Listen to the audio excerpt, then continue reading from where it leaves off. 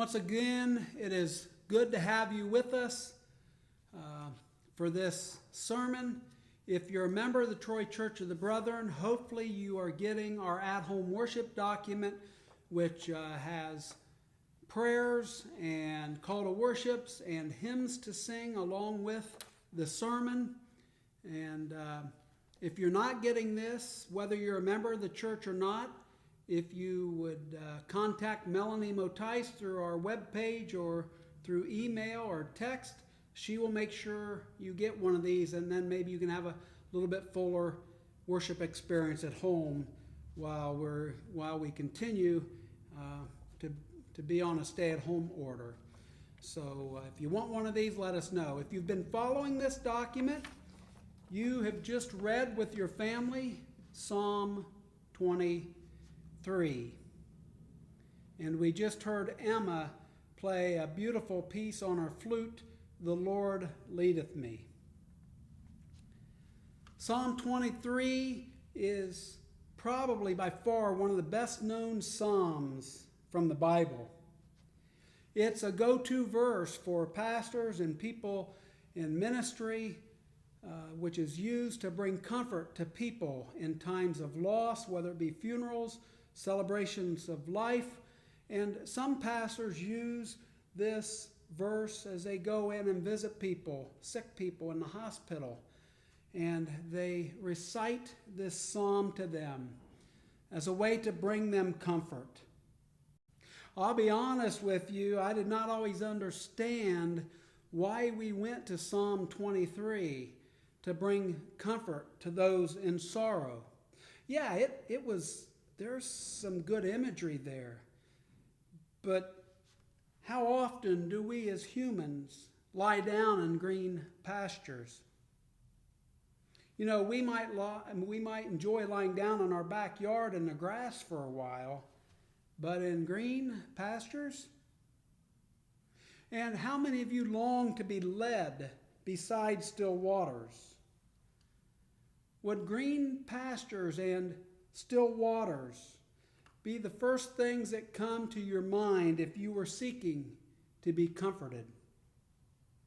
You know, myself, I might long for a cozy bed or for a dear friend to come and sit with me and listen to me. But pasture and still waters? I don't know. I think sometimes it's just more that it's such a familiar passage to us that just the familiarity of it for us brings comfort. It wasn't till about 10 years ago, after I was directed to read an article from Reader's Digest written by James Wallace, where he told of a night that he spent with a Biscayne shepherd, Fernando D'Alfonso, in the Nevada desert, that I more fully appreciated the 23rd Psalm and the comfort that it offers. Fernando was employed by one of the biggest Nevada sheep outfitters. He was rated as one of the best sheep rangers in the state, and he should have been, because behind him he had at least 20 generations of Iberian shepherds. But Fernando was more than a sheep herder. He was a patriarch of his people, and he was a keeper of the traditions and the secrets of which had been handed down to him from generation to generation. Despite his 30-year absence from his homeland, he is still full of the legends, the mysteries, and the religious fervor of his native hills. Wallace tells of a night that he sat with Fernando under the clear starry skies as he bedded down his sheep by a pool of sparkling water. He said that they were curling up and getting their blankets ready to lay their heads down, and he heard Fernando quote Psalm 23. He became curious and he asked Fernando about quoting the 23rd Psalm. And he said, it was there in the desert that I learned the shepherd's literal interpretation of this beautiful poem. Fernando explained to him that King David, the writer of the psalm, and his ancestors knew sheep and their ways. And David translated this psalm as though it was the sheep's simple words. So it came from a perspective of a sheep. And that's how we must hear this psalm. He said that the shepherds of the day would repeat Psalm 23 each night. And it would become their guide, and it would fill the shepherd with reverence for their calling.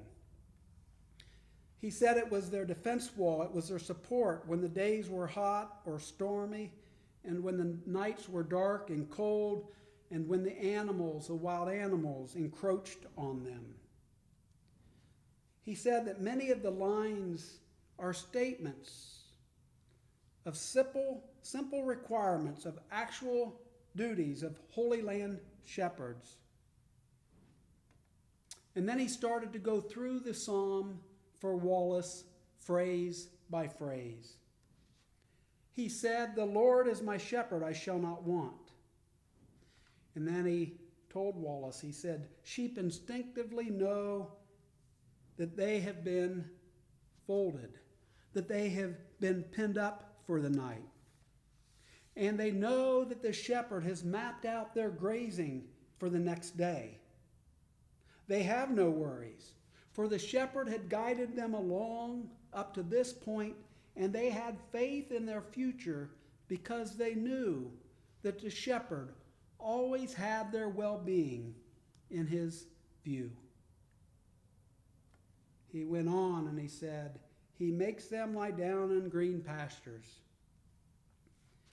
He said that sheep graze around sunrise until late morning. And then they lie down for 3 or 4 hours and rest. And it's there when they're contently chewing their cud that the sheep put on fat.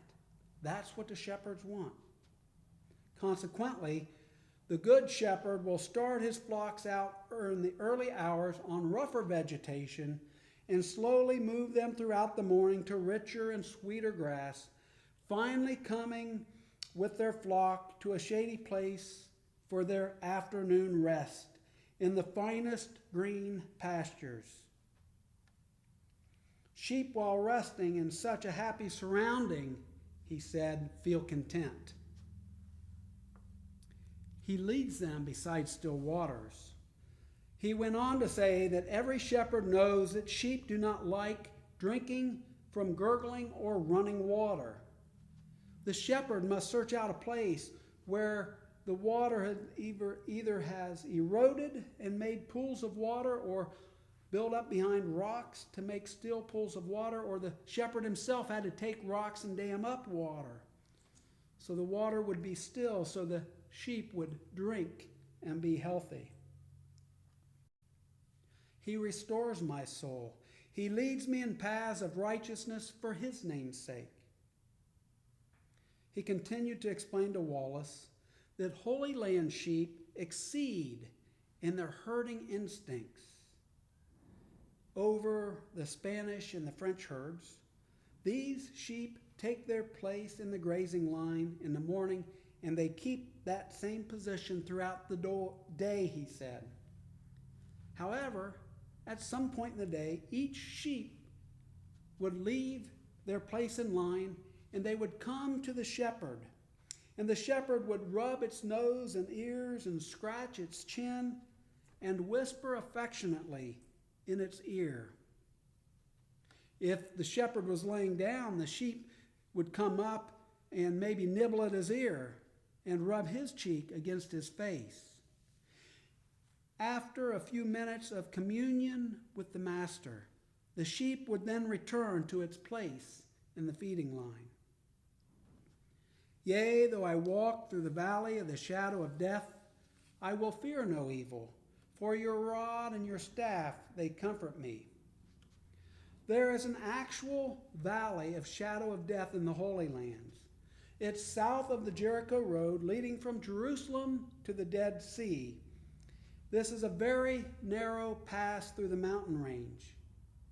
Due to the climate and grazing conditions, it's necessary for the sheep to be moved through this valley for seasonal feeding. The valley is 4.5 miles long. The sides of the valley reach up 1,500 feet high, and when you get to the bottom of the valley, it's only about 10 or 12 feet wide in places.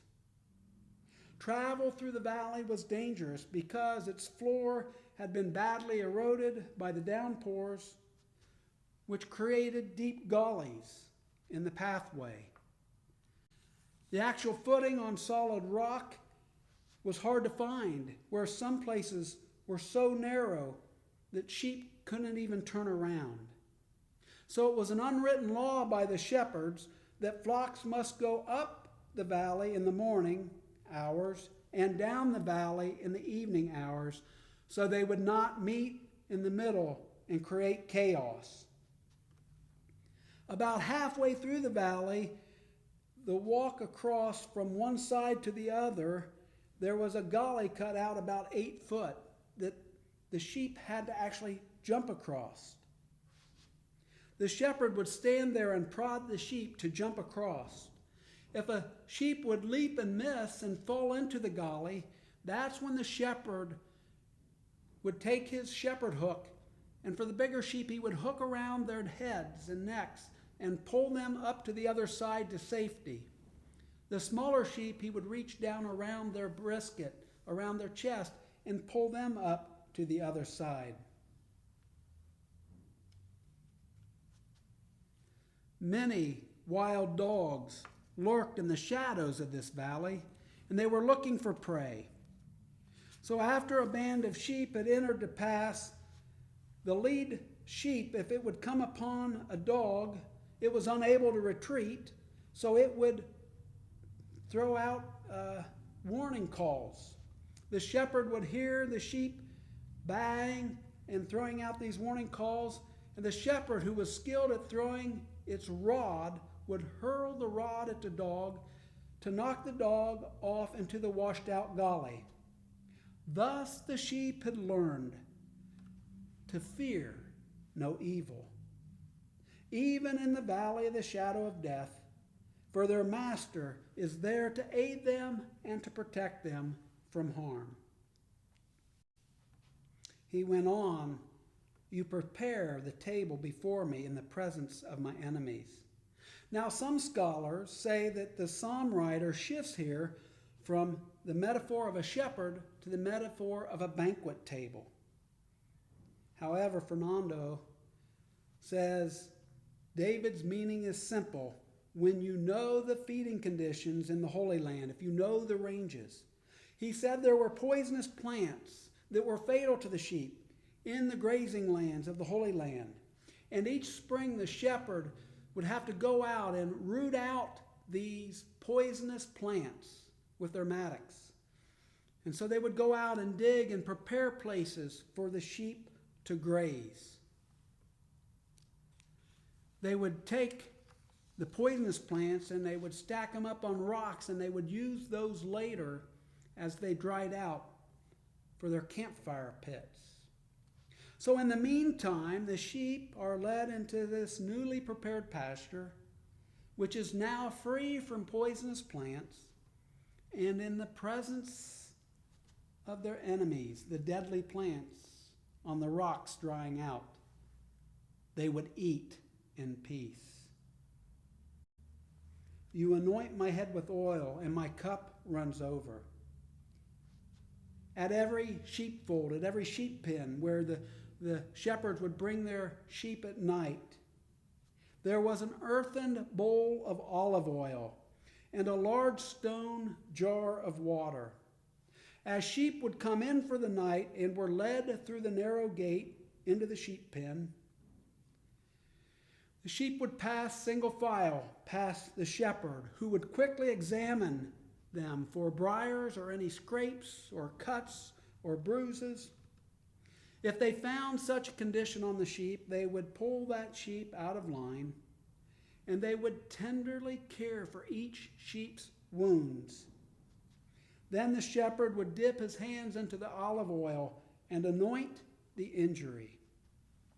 If he came across a sheep that had not had enough water for the day and was dehydrated, he would dip a cup into the large jar of water there that was kept cool by evaporation in the unglazed pottery. And he would bring this out, and it was never half full. It was always spilling over. And the sheep would sink its nose into the water, clear up to its eyes, and drink until it was refreshed. When all the sheep then are at rest, the shepherd would lay his staff on the ground within reach in case a predator came in the middle of the night, and he would protect his flock during the night as he slept across the gateway facing the sheep. Fernando concluded by telling Wallace that after the sheep received all this protection and care from the shepherd, this is when David relates the thoughts and the feelings of the sheep at the end of this psalm. And he writes, "Surely goodness and mercy shall follow me all the days of my life, and I will dwell in the house of the Lord forever." 10 years ago, after I heard this description, as I heard the deeper meaning behind this psalm, as I was instructed to approach this psalm as if I was a sheep hearing these words, this psalm took on a lot deeper meaning and offers me a lot more comfort. We know in the living of the days we're in right now, we need comfort. So I would tell you to sit with Psalm 23 this week. You know, if the shepherd image doesn't work for you, then I would challenge you to dig a little bit deeper. I would challenge you to take Psalm 23, and I would challenge you then to take an image that does speak to you of who God is. And I would challenge you to write your own psalm. I'd like to share with you what I wrote this week to offer myself comfort and guidance in these times. The Lord is my intimate and infinite friend. I have all I need. She makes me a place to rest when I'm tired. She offers me a cup of cold water when I'm thirsty. Her always faithful presence, believing in me when I've lost belief in myself, restores my soul. She always looks out for me and points me in the right direction. When darkness falls in all around me, and fear knock at my door, she stands with me hand in hand. Her words of grace and peace bring me great comfort. Though the world place many destructive things in front of me on which to feast, she places on my table the bread of heaven. When the wounds of life happen, she is always there with oil to anoint me and to heal me. My spirit overflows from her unconditional love.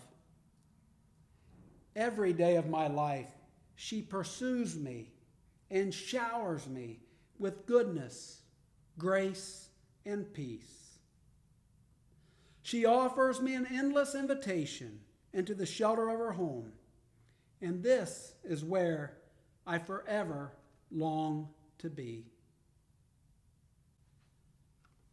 May you have God's grace and peace and comfort this week.